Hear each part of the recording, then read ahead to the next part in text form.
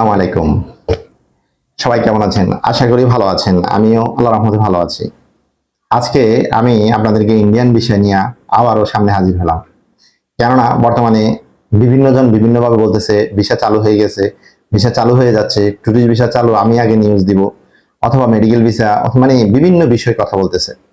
আসলে আমি আপনাদেরকে এই বিষয় নিয়ে কিছু কথা একদম খোলাখুলিভাবে বলতে চাচ্ছি। কেননা আপনারাও বিরক্ত, অনেক সময় বলেন যে ভাই আসলে এই বগার বগার ভালো লাগে না, কতক্ষণ করবেন, কি করবেন, আসল কি সেটা বলেন। তো এটা বলার আগে আমি আপনাদের কাছে অনুরোধ থাকবে, যারা আমার চ্যানেলে নতুন তারা আমার চ্যানেলটিকে সাবস্ক্রাইব করবেন। আমি কথা না বাড়িয়ে সামনে অগ্রসর হচ্ছি। বিষয়টা হচ্ছে, দেখেন, বর্তমানে আমি আপনাদেরকে একটা পরামর্শ দিচ্ছি। সবচেয়ে বড় জটিল পরামর্শ হচ্ছে, আপনারা যারা ইয়ং জেনারেশন, আমরা এই পর্তুগালে এম্বাসি ফেস করব। অতীতে আমরা বিভিন্নভাবে বিগত একটা বছর মেডিকেল ভিসায় গিয়ে এম্বাসি ফেস করছি, এটা ওরা বুঝে ফেলছে এবং বিভিন্নভাবে ওরা বুঝছে। আমি আপনাদেরকে বলি, দেখেন, মেডিকেল ভিসায় বর্তমানে পর্তুগাল এম্বাসি ফেস করাটা, মানে আমি কি বলবো, আপনি টাকার সংখ্যাটা আমি বলতে চাচ্ছি না, এত টাকা খরচ করে আপনি, কারণ এটা আমাদের চ্যানেলের কথাগুলো অনেক সময় কলকাতার লোকেরা, এজেন্সির লোকেরা তারা শোনে, বোঝে।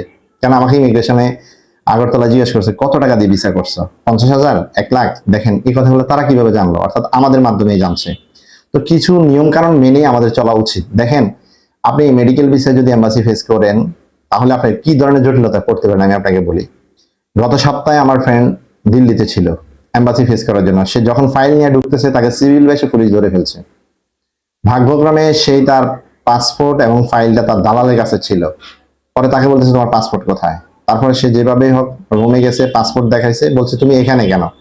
তারপরে সে বলছে আমার একটা ফ্রেন্ড ডাবল এন্ট্রি ভিসা আছে, এম্বাসি ফেস করছে, আমি তার সাথে দেখা করতে আসছি। আমি ডাক্তার, তো আমি দিল্লিতেই দেখাবো, এই জন্য ম্যাক্স হসপিটালে। যে যাই হোক, সে যে কোনো ভাবে বেঁচে গেছে। পরে তার ডেট 12টায় ছিল, সে গোপনে যেভাবেই হোক 4টার সময় যায় এম্বাসি ফেস করছে। মানে সে নিজে জানে যে সে ধরা। এরপরে দেখেন, আমি আমার বিষয় বলি। আমরা মেডিকেলে ইয়ের জন্য গেছি, যেটা সত্য আমাদের এম্বাসি ফেসের কোনো উদ্দেশ্য ছিল না, যদিও এম্বাসি ফেসের জন্য আমরা ভিসা লাগাইছি এবং ডাক্তার দেখাবো সাথে। কিন্তু যখন আমাদের ওই কিছুদিন মার্চ এপ্রিলের দিকে যখন পর্তুগাল এম্বাসির জটিলতা দেখা দিচ্ছে, তখন আমরা আর এম্বাসি ফেস করতে পারি নাই। আমরা আর করবো না এই সিদ্ধান্তে আমরা ডাক্তার দেখানোর জন্য ঢুকছিলাম। তো ওখানে আমাদেরকে এন্ট্রি রিফিউজ মারি ফিরাই দিছে। কলকাতা এয়ারপোর্ট থেকে আমি মিনিমাম 5 থেকে 6 জন আমাকে কাগজ পাঠাইছে, যাদেরকে এন্ট্রি রিফিউজ মারছে।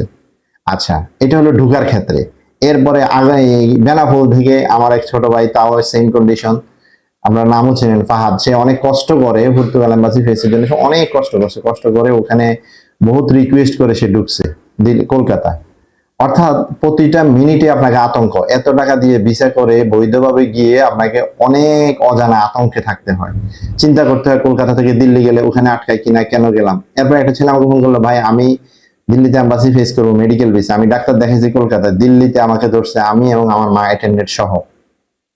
ধরার পর আমাকে বলছে যে তুমি আজকে এখন থেকে 24 ঘন্টার ভিতরে ইন্ডিয়া ত্যাগ করবে, ফ্লাইটে চলে যেতে হবে। অর্থাৎ তার 23 তারিখ ছিল, তাকে 21 তারিখ ধরছে, সে 22 তারিখ 12টার মধ্যে তাকে দিল্লি ত্যাগ করতেই হবে, তাকে বলে দিছে।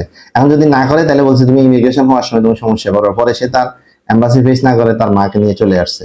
এরপরে আমাদের এই কুমিল্লার একটা ছেলে, ওর মাকে নিয়ে ও আগরতলা দিয়ে যাচ্ছিল, যাওয়ার সময় তার ব্যাগের মধ্যে পুলিশ ক্লিয়ারেন্স পাইছে, তো তাকে ফিরাই দিছে। এখন আমার প্রশ্ন হচ্ছে, আপনারা ইন্ডিয়ান ভিসাটাকে, মানে আমরা এই জটিলতা তৈরি করে ফেলছি। দেখেন, আমার কথা হচ্ছে, যদি ভিসা, যেমন এখন গ্রিস ভিসা দিচ্ছে বা ফ্রান্সে দিচ্ছে না, তো ফ্রান্সে দিচ্ছে না, আপনি ফ্রান্স কি ট্রাই করবেন?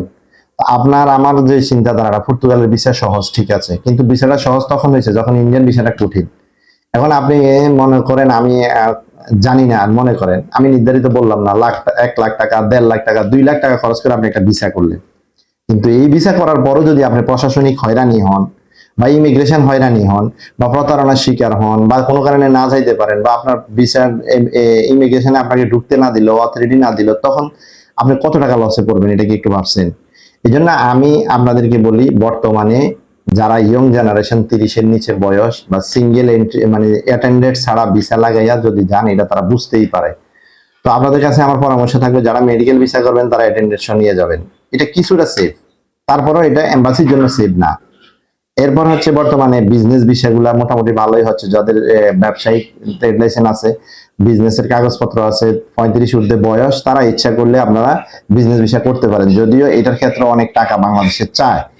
এরপরে আমি মনে করি এখন বর্তমানে যেহেতু বিজনেসের জন্য সবাই আবেদন করে না, 2-4 জন 5 জন আবেদন করে, যদি আপনি বিজনেসের সকল কাগজপত্র দিয়ে এম্বাসি ফেস করেন, আশা করা যায় আপনার বিজনেস ভিসা হওয়ার পসিবিলিটি বেশি।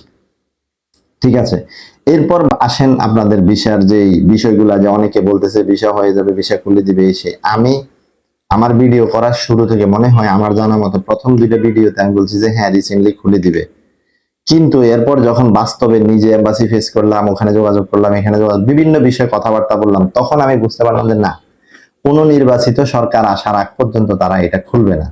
আর এটা না খোলার কিছু কারণ আছে, তাদের ইগো প্রবলেমও আছে। আপনি তাদেরকে যেভাবে বলছেন আমরা না গেলে তারা খাইতে পারবে না, তারা বাঁচবে না, তারা বাঁচতে পারবে না, তারা কি করবে, তারা টুরিস্ট না পাইলে তাদের অন্ধ হয়ে যাবে। আমি আগেও আপনাদেরকে বলছি, ঢাকা শহর যখন রাজধানীতে আমাদের যে কোনো রাষ্ট্র পরিচালনা করতে গিয়ে যদি কুমিল্লা শহরে কোনো বড় ধরনের ক্ষতি হয় বা কুমিল্লা শহর শেষ হয়ে যায়, কোনো রাজনীতি নেতারা তাদের ক্ষমতা ছাড়বে না। ঠিক দিল্লির প্রশাসন কলকাতা কি হইলো আর না হইলো এটাকে ফলো করে কলকাতার ব্যবসায়িক ক্ষতি হয়ে যাচ্ছে, এটার জন্য একেবারে দিল্লি তার আন্তর্জাতিক যে বিষয় আছে ওই বিষয়ের থেকে বের হয়ে এসে বাঙালিদেরকে ভিসা দিয়ে দিবে, নত হয়ে যাবে, এই আশা করাটা আপনাদের জন্য ভুল। এটা যদি এমন হইতো শুধুমাত্র দিল্লির মমতা বন্দ্যোপাধ্যায় মানে দিল্লি কলকাতার সরকারের ইস্যু ছিল, তাইলে এটা বলতেন যে না ওনাদের সমস্যা হচ্ছে অর্থনৈতিক প্রবলেম হয়, ওনারা খুলে দিতে পারে, কিন্তু এটা ওনাদের সমস্যা, কিন্তু এটা দিল্লির সমস্যা না। এটা আন্তর্জাতিক, বর্তমানে বাংলাদেশ এবং ভারতের আন্তর্জাতিক বিষয় সমস্যা। এই কারণে আপনাদেরকে এত সহসায় ভিসা দেওয়ার পসিবিলিটি নাই। তো যারা আশায় আছেন যে হ্যাঁ হয়তো ঈদে ডিসেম্বরে আরো সহজ হয়ে যাবে, জানুয়ারিতে আরো সহজ হয়ে যাবে, আমি বলবো তফসিল যদি ঘোষণা করে নির্বাচনে, যে নির্বাচনে আমেজ শুরু হয়েছে, তখনও কিছুটা পসিবিলিটি আছে যে স্বাভাবিক হবে। আরে এখন তো স্বাভাবিক তো দূরের কথা, এখন আরো কঠিন। আপনার হয় এম্বাসি গুলাতে মেডিকেল ডাক্তার বসাইছে, ওরা রিপোর্ট গুলো অরিজিনাল কিনা সেটা দেখে।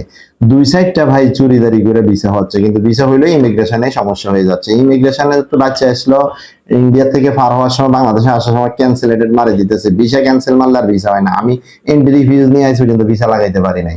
তো আসলে যারা এইসব কথা বলেন, এই যে খুলে দিচ্ছে সামনে খুলে যাবে ইন্ডিয়ান ভিসা আর কোনো জটিলতা নাই, আমি তাদেরকে একটা পরামর্শ দিব, মানুষকে মিথ্যা আশ্বাস দিয়ে না। আর আপনাদেরকে আমি সরাসরি কথা বললাম, আপনারা এতটুকু নিশ্চিত থাকেন যদি কোনো নির্বাচন হয় বা নির্বাচিত সরকার বসে, সে যে দলের বসুক যাই হোক, আমরা সেটাতে যাচ্ছি না। তবে নির্বাচিত কোনো সরকার যদি দেশে বসে প্রধান উপদেষ্টা ছাড়া, তাহলে আপনাদের জন্য ট্যুরিস্ট বিষয় স্বাভাবিক হবে, মেডিকেল বিষয় স্বাভাবিক হবে, এত দরপাকড় থাকবে না, সব কিছু সহজ হয়ে যাবে। কিন্তু আমাদেরকে সেই পর্যন্ত অপেক্ষা করতে হবে। এখন আমরা আমাদেরকে অনেকে বলে না এখন তো সুযোগ ইউরোপের জন্য, পর্তুগালের জন্য। আরে ভাই সব সময়ে যদি আপনার রিজিক থাকে সুযোগ থাকবে, কিন্তু আপনি ইন্ডিয়াতে অসংখ্য লোক যাইয়া জেলে আছে অবৈধভাবে না বৈধভাবে যাইয়াও, কেননা মেডিকেলে যাইয়া তারা এই দিল্লিতে কেন গেছে, দিল্লিতে থেকে ওরা কলকাতা ডাক্তার দেখাবে, দিল্লি কেন ছিল, দিল্লিতে বিশাল মেয়াদ শেষ, এফআরও করে এফআরও দেয় নাই, পরে বিশার আশায় এফআরও ছাড়াই রয়েছে, ভাবছে যে আসার সময় জরিমানা দিয়ে আসবে, এরপরে পুলিশ প্রতিদিন রেড দিচ্ছে। বাস্তবতাগুলো আপনারা জানেন না, যারা পর্তুগালের দালাল বা দালালি করে তারা অনেক সময় মুখে বলে দেবে এটা হইলে ওইটা করো, ওইটা হইলে এটা করো, এটা কোনো সমস্যা না। এই যে স্লোভানিয়ার জন্য আমার 2 ভাই বসে রয়েছে, জিজ্ঞেসি দিল্লিতে না থাকলে লাস্টে ওরা কলকাতা চলে আসবে, সমস্যা না। আমি বললাম যে হোটেলে একটা লোককে রাখতে হইলেও তো আপনাকে জিজ্ঞেস করবে তোমার পাসপোর্টের ভিসার মেয়াদ আসেনি। আমরা কিন্তু এটি চিন্তা করতেছি না, মানুষ চড়াইয়া উতরাইয়া অনেক সমস্যা ফেস করে থাকতেছে, কিন্তু এই থাকার ক্ষেত্রে মিনিমাম দেখা গেছে যদি 10 জন লোক বেঁচে যায়, 20 জন লোক জেলে আছে, বিভিন্ন সমস্যা বেকায়দায় পরে ফিদা মাতাদের জরিমানা দিয়ে তারপরে তাদেরকে ইন্ডিয়া থেকে আনতে হচ্ছে, কেননা বাংলাদেশের সাথে ইন্ডিয়ার সম্পর্ক এখন আগের মতো নাই। এই জিনিসগুলো আপনাদেরকে বুঝতে হবে। আশা করি বুঝতে পারছেন। ভালো থাকবেন। আল্লাহ হাফেজ। আসসালামু আলাইকুম।